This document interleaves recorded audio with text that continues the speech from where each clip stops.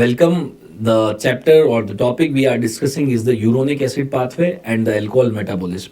पहले बात करते हैं यूरोनिक एसिड पाथवे की. वैसे ये बहुत इंपॉर्टेंट नहीं है uronic acid pathway. What is uronic acid pathway is कि हमारे बॉडी में जो ग्लूकोज के मॉलिक्यूल्स होते हैं they can convert into uronic acid. हमने ये पढ़ा था कि ये जो यूरोनिक एसिड होता है ये यूरोनिक एसिड काम आता है गैग बनाने के लिए, ग्लूकोसा अमीनो ग्लाइकेंस बनाने के लिए. तो ग्लूकोज से जब यूरोनिक एसिड बनता है it's a multi step reaction, multi step process. इसमें जो रेट लिमिटिंग एंजाइम है, the rate limiting enzyme for this entire process is xylitol dehydrogenase.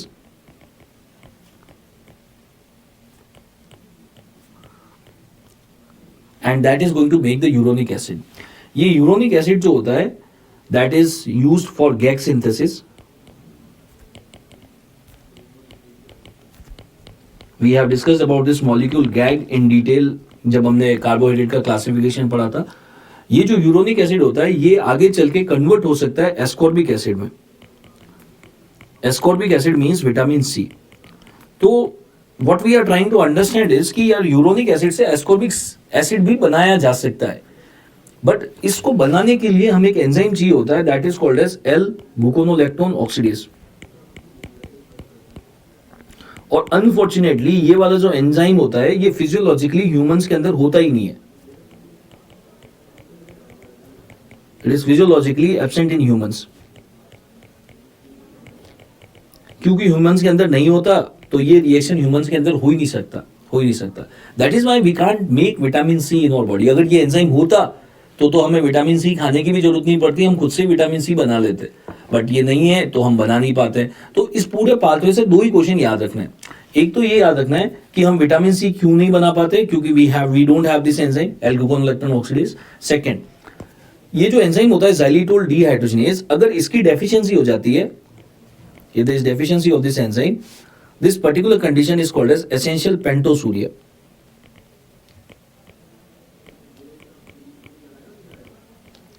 Essential pentosuria. So essential pentosuria is due to deficiency of xylitol dehydrogenase and L-gluconolectone oxidase अगर नहीं है, basically नहीं होता, इसलिए हम विटामिन सी नहीं बना पाते. Due to physiological absence of the L-gluconolectone oxidase, humans are unable to make vitamin C in the body. हम बना नहीं पाते. यहाँ पे हम एक और पॉइंट ऐड कर सकते हैं. There is something called as Garrot's tetrad. Garrot's tetrad क्या होता है? अगर किसी पेशेंट को एसेंशियल पेंटोसूरिया हो रखा है तो ऐसा देखा जाता है उसको एल्बिनिज्म, एल्केप्टोन यूरिया, सिस्टीन यूरिया, ये सब भी हो सकता है साथ में. तो अगर ये सब साथ में हो रहे this is called as Garrod's tetrad. Albinism, alkaptonuria, essential pentosuria, cystinuria, ये साथ में होता है तो इसको बोलते हैं Garrod's tetrad. So this is all about uronic acid pathway. छोटा सा पॉइंट, दो पॉइंट याद रखते हैं कि अगर xylitol dehydrogenase नहीं है तो एसेंशियल पेंटोसूरिया बोलते हैं. और विटामिन सी हम क्यों नहीं बना पाते, क्योंकि हमारे पास ये एंजाइम नहीं होता. Now coming to alcohol metabolism, how the alcohol is going to be metabolised. See, जब आप ड्रिंक करते हो तो जो ड्रिंकिंग अल्कोहल होता है that is going to be ethanol. जो ड्रिंकिंग अल्कोहल होता है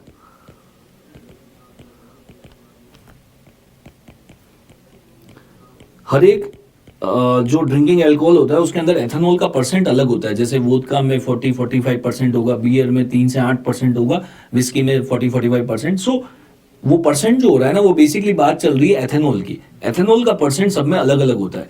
तो जैसे ही आप अल्कोहल लेते हो तो बेसिकली आप एथेनॉल को कंज्यूम कर रहे हो. ये एथेनॉल आपके इंटेस्टाइन से एब्जॉर्ब होकर पहुंचता है लीवर के अंदर.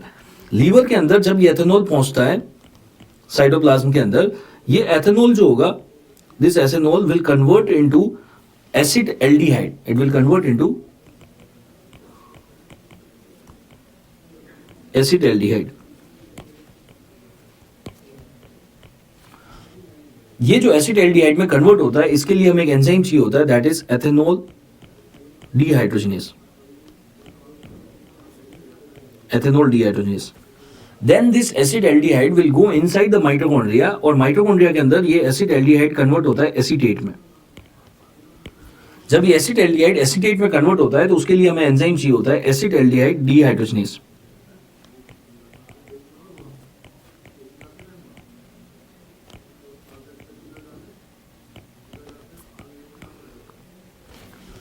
ये जो लास्ट प्रोडक्ट बनता है acetate, this is basically harmless product, is basically harmless, does not create any harm. तो फिर अल्कोहल पीने से तो प्रॉब्लम होना ही नहीं चाहिए। अगर एंड प्रोडक्ट हार्मलेस है तो कोई प्रॉब्लम होना ही नहीं चाहिए। Now the problem occurs because ये जो फर्स्ट एंजाइम है ये बहुत फास्ट चलता है compare to second enzyme. Second enzyme बहुत धीरे धीरे धीरे धीरे से चलता है, फर्स्ट तो बहुत फास्ट है, सेकंड बहुत स्लो है। क्योंकि फर्स्ट बहुत फास्ट चलता है, एसिड एल्डिहाइड तो जल्दी बन जाता है, लेकिन एसीटेट बहुत धीरे धीरे बनता है। उसकी वजह से क्या होता है, ये जो एसिड एल्डिहाइड है ये एक्यूमुलेट होता है हमारी बॉडी के अंदर, और इसी के एक्यूमुलेशन की वजह से the patient will have the hangover, nausea, vomiting, headache, और जो अच्छा फील होता है वो भी इसी मॉलिक्यूल की वजह से होता है। अल्कोहल पीने के बाद में जो कॉन्फिडेंस आता है, जो अच्छा फील होता है, वो भी इसी मॉलिक्यूल की वजह से होता है, और जो हेडेक, नोजिया, वॉमिटिंग होता है वो भी इसी की वजह से होता है। और ये क्यों हो रहा है, क्योंकि फर्स्ट एंजाइम तो बहुत फास्ट चलता है, सेकंड एंजाइम बहुत धीरे धीरे चल रहा है, तो बीच में ही एसिड एल्डिहाइड एक्यूमुलेट हो जाता है, और फिर धीरे धीरे धीरे धीरे एसिडेट में कन्वर्ट होगा, और धीरे धीरे सारी चीजें कम हो जाएगी, हैंगओवर वगैरह कम हो जाएगा। तो अगर मैं आपसे पूछूं कि how to avoid hangover, what will be your answer? You have understood the problem कि पहला एंजाइम बहुत फास्ट चल रहा है, सेकंड बहुत धीरे चल रहा है, उसकी वजह से एसिड एल्डिहाइड एक्यूमुलेट हो रहा है। तो कैसे हम हैंगओवर को अवॉइड कर सकते हैं? What will be your answer? Yes, the answer which you might be thinking, that is the second best answer. The best answer is don't drink. वो हमारे दिमाग में ही नहीं आया, हमारे दिमाग में आया हम धीरे धीरे पिएंगे, हम इतना धीरे पिएंगे कि फर्स्ट एंजाइम की स्पीड को सेकंड एंजाइम की स्पीड से मैच कर देंगे और एसिड एल्डिहाइड एक्यूमुलेट ही नहीं होगा। That is the second best answer. Now say for example, let's say there is a lady is coming to you, she is a 35-year-old female, is married, and she comes to you and वो ये बोलती है उसका husband जो है वो बिल्कुल पियक्कड़ है, और she wants that कि उसका हस्बैंड जो है दारू पीना छोड़ दे। तो वो आपके पास हेल्प के लिए आई, तो आपने उसको ये बोला, आपने उसको एक टैबलेट दी, और आपने उसको बोला कि ये जो टैबलेट है इस पेशेंट जो आपका हस्बैंड है उसको अननोइंगली दे देनी है, रोटी के बीच में रख के, सैंडविच में रख के, कैसे भी अननोइंगली उसको दे देना है। उस ड्रग का नाम है disulfiram. Now how the disulfiram works is, disulfiram जो होता है ये सेकंड एंजाइम जो है, जो स्लो एंजाइम था, इसको ब्लॉक कर देता है। आप जस्ट इमेजिन करो, अगर सेकंड एंजाइम को ब्लॉक कर दिया तो ये एसिड एल्डिहाइड बहुत एक्यूमुलेट होगा और इस पेशेंट को बहुत हैंगओवर होगा, बहुत सारा हेडेक, नोजिया, वॉमिटिंग होगा। अच्छा लगना तो छोड़ो, दारू पीने के बाद उसको बहुत ही बुरा लगेगा, is going to feel very bad, because उसने डाइसल्फिराम खाने के बाद में दारू पी ली, सो सेकंड एंजाइम बिल्कुल काम ही नहीं कर रहा है। So you can give the disulfiram that is going to inhibit the second enzyme acid aldehyde dehydrogenase. But ethically ये इतना सही नहीं है। आप सोचो उस पेशेंट को आपने चीटिंग कर दी, बेसिकली उसको चीटिंग करके आप उसको अननोइंगली दवाई खिला रहे हो, फिर उसको बोल रहे हो अब तू दारू पी, और फिर हम देखते हैं। So that is to some extent it's not right also, right? So we came with some more drug. What we can do is we can block this first enzyme also. अगर आप इस first enzyme को block कर देते हो तो क्या होगा कि जब वो ड्रिंक करेगा तो वो एथेनॉल मेटाबोलाइज ही नहीं होगा और वो बॉडी से बाहर निकल जाएगा, तो ना तो उसको अच्छा फील होगा ना बुरा फील होगा, उसको कोई फीलिंग ही नहीं आएगा। दारू पीने के बाद ना तो चढ़ेगी, ना हैंगओवर होगा, ना कुछ होगा। So the name of that drug is fomepizole. Fomepizole. So there are two drugs which works on this alcohol metabolism. One is the fomepizole and second is the disulfiram. Ethanol dehydrogenase inhibitor, it is fomepizole,